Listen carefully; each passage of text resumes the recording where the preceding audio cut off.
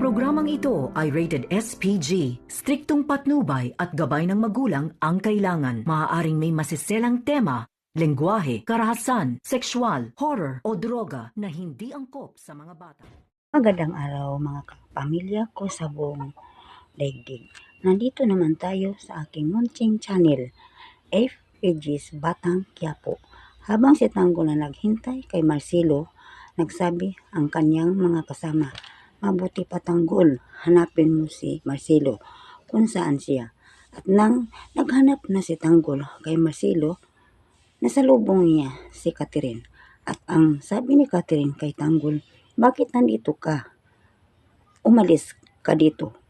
Bakit galit ka sa akin? Ano bang kasalanan ko sa iyo? Basta uwi ka." At pauwi na si Tanggol, sinabihan ni Catherine, "Pasensya ka Tanggol, kasi mayroon kaming problema."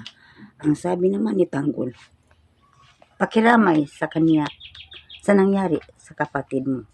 At nang nakita ni Jesus na nag-usap si Catherine at Tanggol, nagselos siya. Pinuntahan niya si Tanggol at binugbog at nagkabugbugay sila.